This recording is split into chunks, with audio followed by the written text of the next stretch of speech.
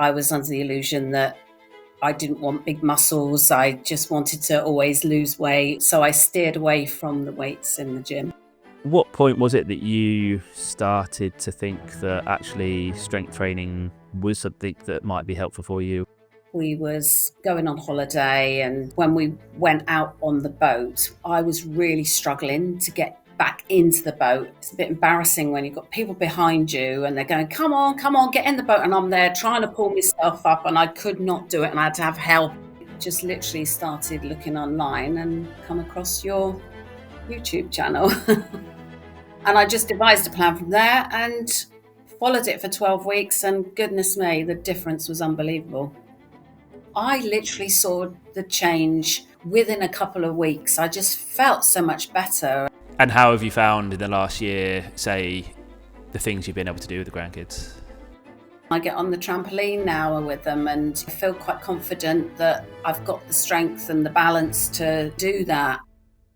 On today's episode of the Never Told to Live podcast, I speak to Kim. Now, Kim is someone who, at the age of 62, she started strength training for the first time. Now, she's someone who's always been very active, but she's always actively avoided strength training in the past because she had fears that she might become bulky and that's not what she wanted. And more recently, she's kind of listened to enough podcasts to learn that that's probably not the case. And she noticed the decline in strength that she was feeling. And it was an upcoming holiday that made her want to be able to get stronger. And there was going to be going out on the boats and being able to get back up onto a boat. And she found that particularly difficult the year before. And that inspired her to get into strength training.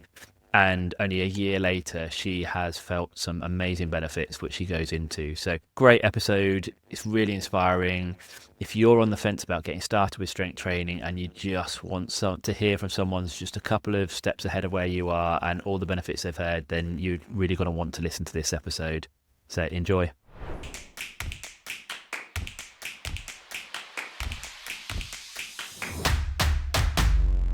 So welcome, Kim, to the Never Told to Live podcast. Really grateful to have you on as a guest to share your experience with strength training. Before we get on to kind of how and when you started actually with strength training itself, I just wanted to get a bit of an idea about your kind of previous relationship with exercise and the gym, and had you done much in the past in terms of strength training? Yeah, sure. Well, I've always done some form of fitness and keep fit, or I used to trampoline when I was teenager up to 21 quite competitively. So I've always had that sort of fitness in me. Then just going to the gym, walking, that sort of thing. When I used to go to the gym, it was more cardio rather than strengthened base, because I was under the illusion that I didn't want big muscles. I just wanted to always lose weight or be fit. But so I steered away from the weights in the gym. But yeah, always done low level, I'd say, fitness. Yeah. I know you said you sort of didn't want to get bulky, but had you tried any of the weights at any point, or is it something you just that you stayed away from? Yes, a few, but not anything consistently. It was, I sort of like dabbled in it and did a few. I did a couple of body pump classes, but never really liked them because I'm thinking I was going to build big muscles and put on weight and, be like that. And was it more kind of class-based exercise that you preferred, or?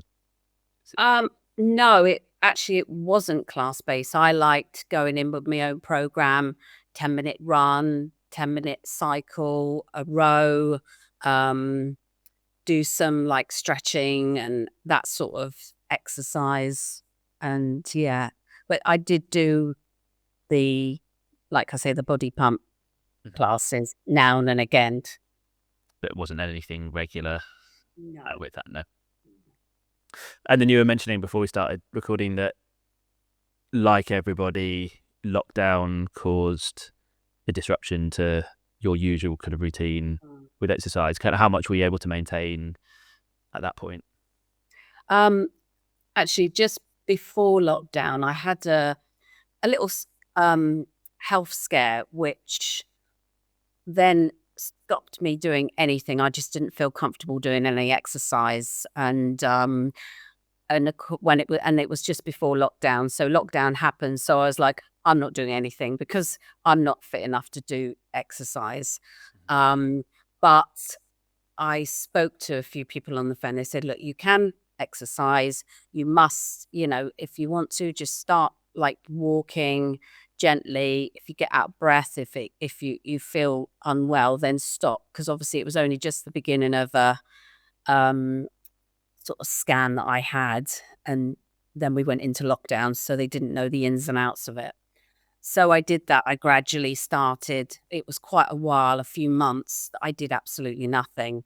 Then I just started walking a little bit, and then I went on my bike to do a little bit of cycling and just built it up from there. And then actually in the end, it wasn't as bad as what they thought it was going to be, and it's fine. And kind of where does that take us to in terms of having built up the walking and cycling post lockdown? Yeah, so we was walking, I was doing sort of 10 miles on the bike, and we was walking, 10 miles, something like that, sort of a few times a week, which, we enjoyed doing. And you're down in Bournemouth, aren't you? Yes, So- the long so- sleeve front. Yeah, Yeah. lovely areas down there. Yeah, like I said Know before, we're I going on the front. used to work down there, and it's a stunning place. Yes, I do it's miss being down there. Yeah. Yeah. Good. And then, so what point was it that you started to think that actually strength training was something that might be helpful for you and something you wanted to kind of explore a bit more? Yeah, so it was the actually beginning of last year that we was going on holiday, and where we were going was beautiful, and I knew there was going to be a lot of boat trips and stuff like that, going out and snorkeling. And the previous year or so we'd been away, and when we went out on the boat, when you get off of the boat, I was really struggling to get back into the boat. And it's like, it's a bit embarrassing when you've got people behind you and they're going, come on, get in the boat. And I'm there trying to pull myself up, and I could not do it. And I had to have help. It was like, oh, goodness me, I felt so old. So, and where we were going, I knew it was going to be quite a few little trips out on the boat. So I thought, right, I need to, sort of look at building my upper body strength. I had no upper body strength. And so I can pull myself or get up on the ladder in the boat. So I just literally started looking online and come across your YouTube channel. Oh, really? Yeah. Yeah. And then is that where you found the ebook? That's where I found all your information, and I love a bit of ebook and stuff like that. So I downloaded the ebook. I read all the information you put on there, and sort of all the the 8-step that you did, you 12-week 8 steps. So I thought, yeah, I can do 12 weeks. That's nothing too bad. Worked out from the 7 functional movements that you've got on there. Worked it out, and I did everything all thoroughly, and started that. And so I just made up for myself a program with the 12 weeks each week. So I knew what I was doing. And so the days I did it 4 times a week. And then on the other days, I just incorporated like movement exercises or other like squats and what else was I doing? Push-ups, that sort of thing. Just general movement to keep me a bit more mobile, and also looking into the future for when, well, I am old, but older, when I'm older, I want to be able to keep walking and doing everything and playing with my grandkids and stuff like that, and not sort of, a lot of mobility goes, doesn't it, and strength. So, and I just devised a plan from there and followed it for 12 weeks, and goodness me, the difference was unbelievable. Crazy. Even in that 12 weeks? Even in that 12 weeks. Yeah. Brilliant. And I went on holiday and, oh, I mean, yes, I did lose a bit of weight as well. I wasn't massively overweight, but I needed to lose some weight, which I did do. And again, that in turn also made a big difference as well. And yeah, and I haven't looked back since, literally. Great. So in that early stage, just want to explore that a little bit more. So Yeah. is this something that you took the program from the ebook and incorporated it at the gym, or did you do it from home? Oh, all at home. All at home. Great. All at home. Even We to this bought- day. Yeah, even to Yeah. this day. We bought some just little plastic weights from Argos. Cheap as chips. I got that. I got some bands. And that was it, literally. I mean, it is a bit clunky. We are at the minute just going through getting some more equipment and now we've got a spare bedroom. Our daughter's moved out, so we got a spare bedroom. We can turn it actually into a proper gym. Amazing. Yeah. That's nice mats and thing, but just literally bands and weights and that was literally it. Literally it. So what do your weights span sort of to and from? Sorry. What are the kind of the weights you've got? What do they get from up to in terms of kilograms? The majority are 5, so we got 5s, 2.5s, and one 2.5. Yeah. But yes, they all. I mean, they are quite, like I said, quite chunky, and we will look into maybe going to dumbbells because they are the round ones that are quite big. But I see you've got the kettlebells at the moment. No, it's just literally the round black with the hole through the middle that we put on each. Oh, it's yeah. Short bar and long bar that we. I mean, it is a bit of a faff taking them off, putting them on, especially if we're both obviously using different weights. But we're fine with that, and I find it suits. Yeah, and you saying we a lot there. Is your partner that does it with you, or do you do it separately, or? We do it separately, yes. It's it just works out better that way. He does. He'll do his as well, so which is quite good. Brilliant.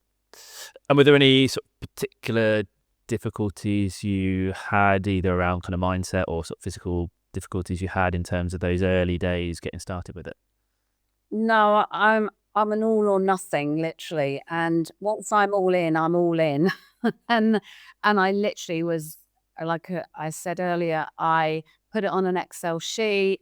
I put the dates on, the days on, and I knew exactly that day, right, it's Monday, I've got to do this, and tick it off as I go. And the satisfaction of seeing at the end of the week, all ticks, I know I've done that.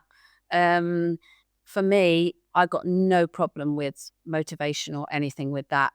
The only, sometimes at the weekend if I do, but then I've put something every day I should be doing. And now and again I say, do you know what? I need a rest day. And No, definitely. And I don't feel too bad if I miss a day sometimes, which, is a thing. But no, once it's on, I have not been doing as much. I've got a little elbow injury on my left hand. She says it's golfer's elbow or something, which never played golf, but I've got a golfer's elbow apparently. I think it's the repetition, and maybe I went a little bit too heavy than I should, but I just don't use that arm. I've rested it, but still doing the others. Yeah, and that's sometimes the danger of the all or nothing approach is you, rather than a gradual step or sort of progressions up to where you think you should be, people jump straight in up there. Yeah. And then if they have a bit of a reaction and their body hasn't had the time to react and it's not necessarily damaged anything, but it's become sore and sensitive, and then they can't do things at the level they think they should be able to do, they're then not at the all, so then therefore they must think I'm at the nothing and they give up with it all. Which I'm not saying is your case, but for anyone listening who is sort of has that mindset, is try and know where you're going with it and how to progress, but also, like you say, the days where you don't feel 100% or you've coming back from illness or a bit of an injury. It's how can I have a couple of things in mind that I can do that, okay, well, maybe I'll do less arms and more legs. And yes, if we have the ability to adapt what we're doing rather than feeling like you have to stick to a set plan, and if you can't do the set plan, then there's no point doing it at all. Yeah. That helps you to keep that streak going of Definitely. how many sessions per week, and that can be really helpful. Yeah. Definitely. How about the mindset you had in the past of thinking weights is going to make you bulky? Is that something that you still had to battle at that time, or even? No, not at all. I say when I'm walking, I listen to all different podcasts, and I was listening to a lady, and who I was listening to, it just turned my whole mindset and thinking around to, this isn't going to make me big and bulky. This is going to improve my health, improve my what I can do, and I know that my muscle and my strength is declined a lot since in the last 5 years, and I don't want that to happen. And listening to these podcasts and information that's out there, I realized I'm doing it all wrong. I need to be strength training. I need to build my muscle to then in turn obviously support me, give me balance, and all that, prevent all the things that can happen when you're older.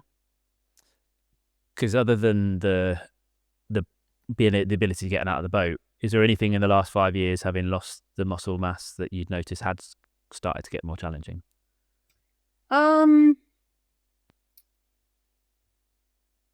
I think maybe, picking up the grandkids, it's like, oh, goodness me, I used to walk around with my daughter on my hip, all the time. And it was like, I can hardly pick you up.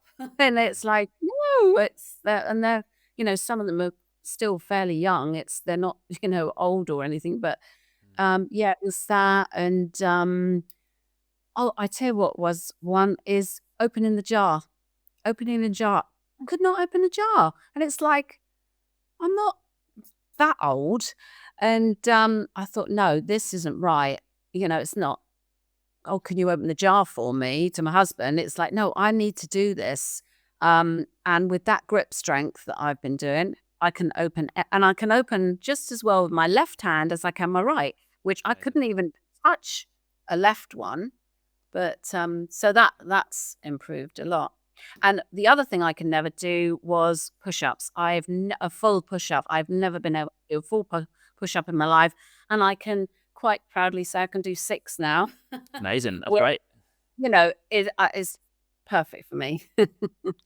Proper push-up. Yeah, definitely. And how have you found the last year, say, the things you've been able to do with the grandkids? Well, yeah, run with them, play ball with them, and get down on the floor, trampoline with them. I get on the trampoline now with them, and feel quite confident that I've got the strength and the balance to do that. Yeah, everything really. And even my kids sort of say to me, "Blimey, Mum, you're sort of acting like a lot younger than you was," and it does bring a lot of confidence as well to be able to do more stuff. Definitely. Yeah. And would you say that confidence is something I hear quite a lot from people after they've been doing it for a while? Is it carried over into a lot more aspects of your life then, in terms of, say, the grandkids? And is there anything else that you could think of that? I can't. Yeah. I mean, you mentioned the boat and holiday. I mean, how was that holiday? Yes. Oh, it was amazing. Absolutely amazing. Yes. All sorts of things we were doing, which I would not necessarily have done before. And, it does. It's made me a lot stronger swimmer as well, which I was never that great a swimmer, but I felt a lot better in the water, swimming and stuff like that. It was, and we did like quad bikes and stuff like that over all this terrain. It was, it was really good, really good. But and again, we're going on holiday in May, and again, I want to be able to do all that sort of stuff. And not go thinking, oh, I can't do it, because I know I can now, and that's great for me. Amazing. And how about sort of general walking? Because obviously Bournemouth it's got quite a few hills around. Yes, Did you yes, notice the it difference is. there? Yeah. I notice, and where I live about 20 minutes outside of Bournemouth, and we're in a very hilly bit. So I go out the door, wherever we turn, we've got to go up a hill. So, but no, honestly, my legs now, I can buzz up that hill like anything. And I do a circuit and I go around, and we've got these steps in between the bottom of the hill and the top. It runs like through the houses. And I run up those stairs with no problem whatsoever every time I do my loop. It's normally twice a week I do that loop. And absolutely fine, whereas I could never have done that before. But of course, that obviously with my cardio, that's improved a lot as well. Brilliant. And again, this is all within about just over a year, you said? Yeah, I'd say I started January 24.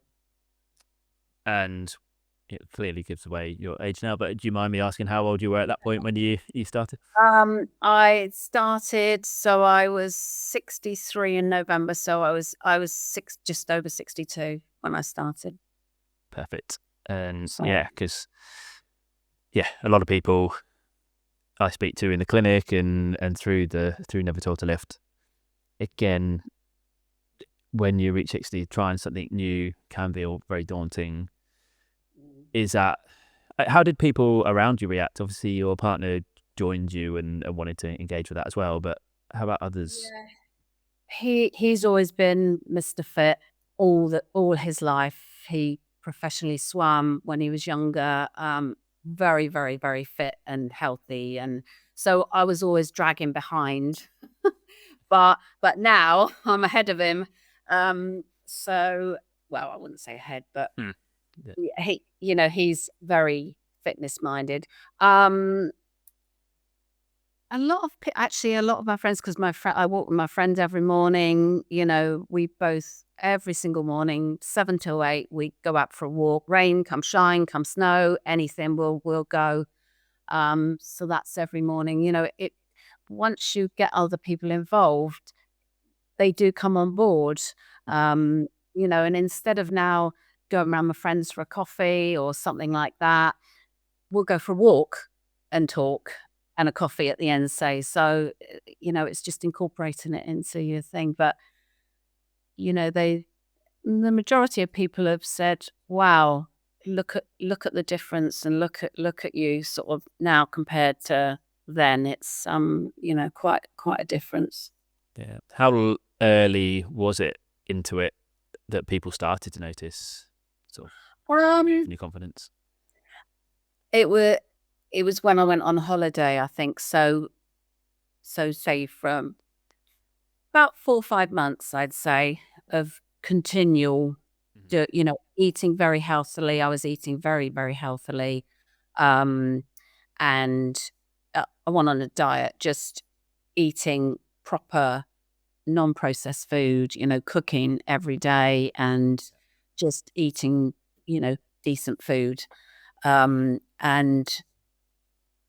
exercising, and it was quite a lot. And I think, wow.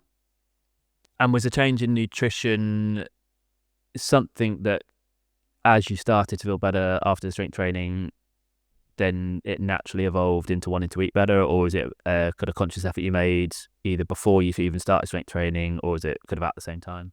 It was when I had my health scare, and I thought, oh my goodness me, I need to do something right now. And I needed to get my blood pressure down, sort my cholesterol out, and which I did.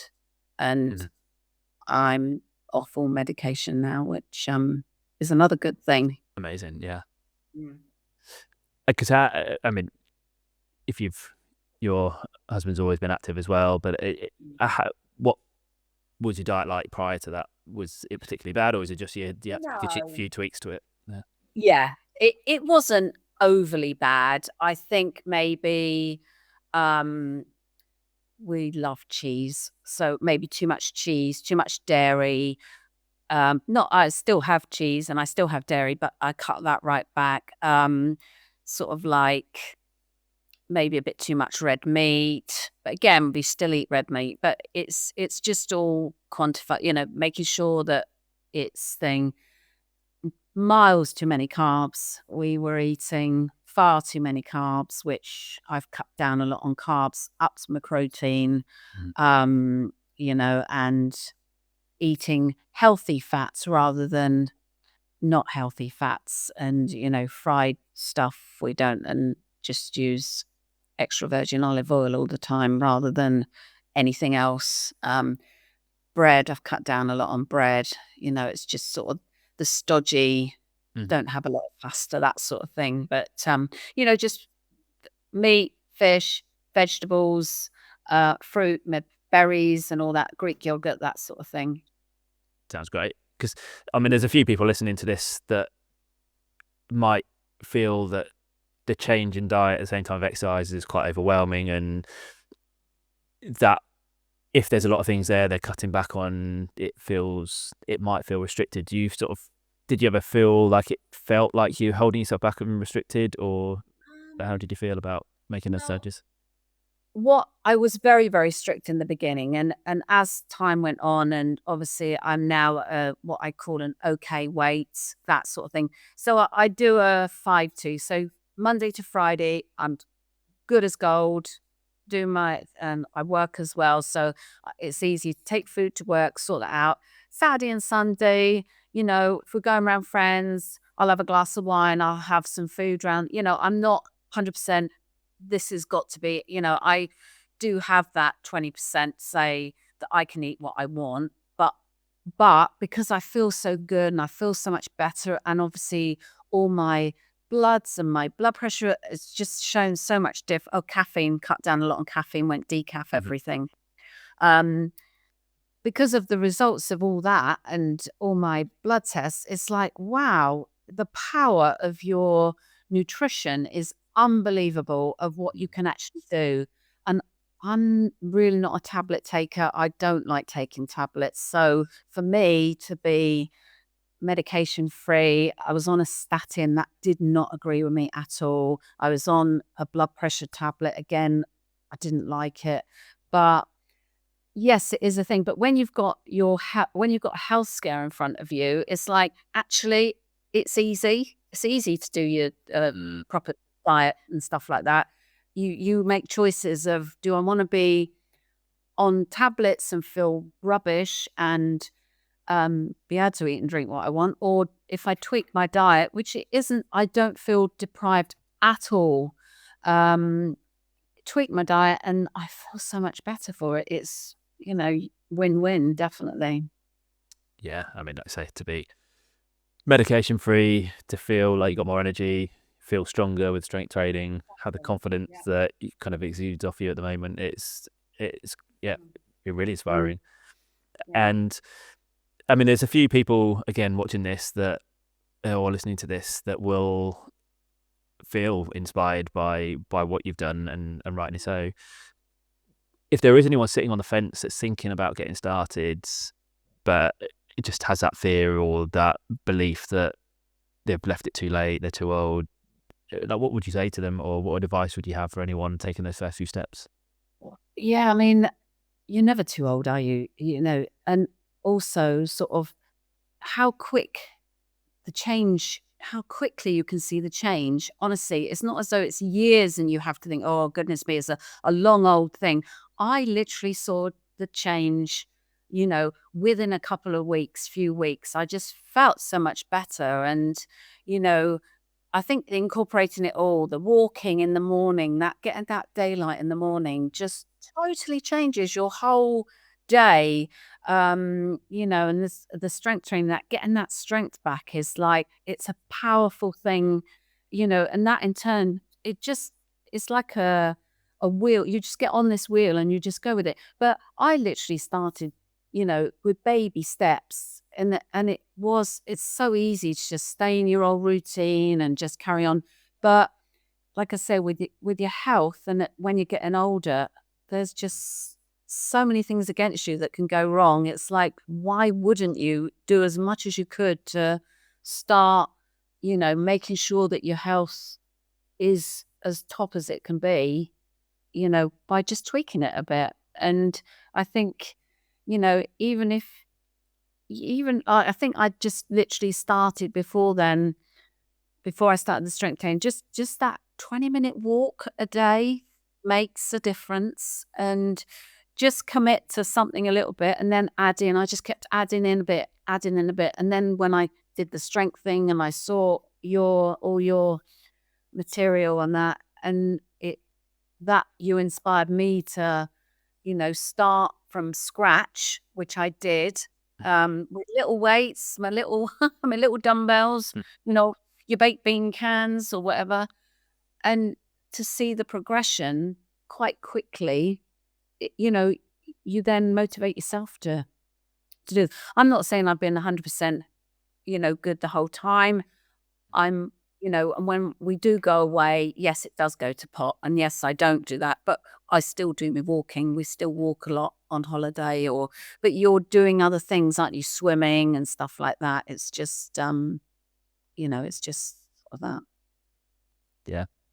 Amazing. And then just made me think of it whilst it's in my mind, is because you were one of the more regular attendees of the weekly Q&A sessions that I used to do on YouTube last year, and we're just saying before we start recording that as part of this podcast, they are returning as monthly Q&A sessions, so they'll be live on YouTube every Wednesday at 12 o'clock, and like you used to, you can come on live, ask any questions that you might have, and I can answer those.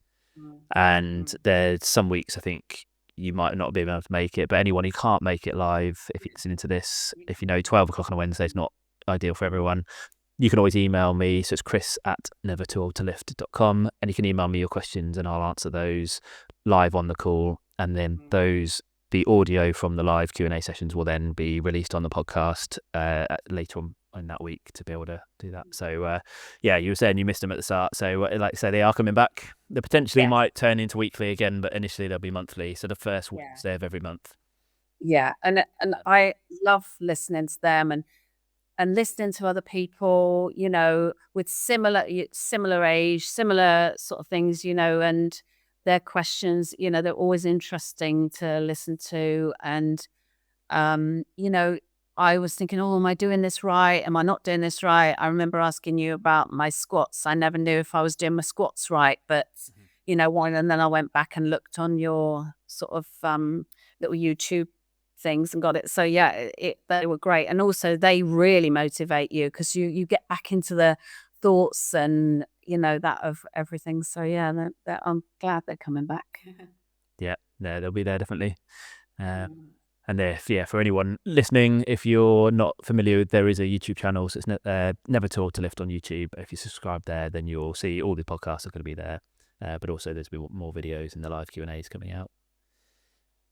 So Kim, I think that's probably a good finishing point. Fantastic story, because again, it's exactly the type of stories I was hoping to hear. Was you starting at the age of 62, and I know it's feeling the benefits almost straight away, but in a year, which I know when you're committing to something new for a year can feel like it's ages away, and that's a lot of workouts to fit in that time. But in the grand scheme of things, a year is a small amount of time, and to see, I can't believe how quick it's gone, to be honest. But then in the beginning, I only looked at 12 weeks, and I thought I can do 12 weeks, and that took me then up to my holiday, which I thought, you know what, I'm gonna do this, go on holiday, and I thought that would be it. But no, when I got back, I thought, no, I'm going to carry on doing this because it was enjoyable.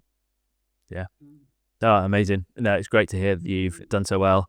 And just coming into it with the mindset of, say, wanting to just commit to the 12 weeks is brilliant. And then to have enjoyed it as much as you've done, to keep going, and then to, say, get off medication, be more confident on the trampoline with the grandkids and all those little things.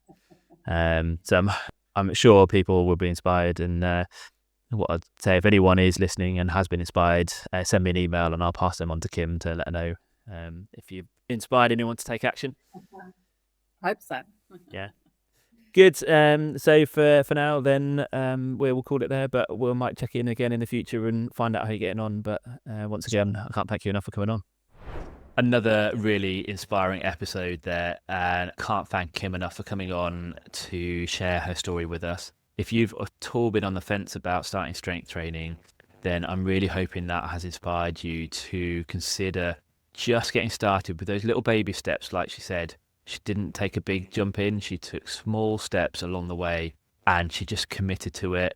She initially committed to those 12 weeks and then gradually that's turned into a year without her really even noticing in the blink of an eye. And to hear those benefits that she has noticed with health, relationships, confidence, they're all things that you could get as well. So please do consider taking action. She referenced there a couple of times the Never Told to Lift ebook. That is something you can get if you just go to nevertoldtolift.com/ebook. If ebooks aren't your thing or reading off a screen isn't something you're particularly keen on doing, then you can also find it as a paperback copy on Amazon. So just go to Amazon and search Never Told to Lift and you'll find it there. I'll put the links to those in the show notes of the podcast, so you can find those on whatever podcast player you are listening to this on. And if you're watching this on YouTube, you can just find that in the description below. Then if you want to join those live Q&A sessions, like I say, they're going to be every first Wednesday of the month at 12 o'clock. So that's midday. And you can ask me any questions that you have related to strength training as an older adult, whether that's just getting started or you've been doing it a while and you've got some questions about an exercise. I'm more than happy to help. So you can either turn up live and ask at the time, or if you know you can't make it and you're going to catch a recording, just send me an email, chris@nevertoldtolift.com, and I will help you with an answer to that question, which will then go out in the recording. But for now, I'll leave you to it and I will see you in the next episode.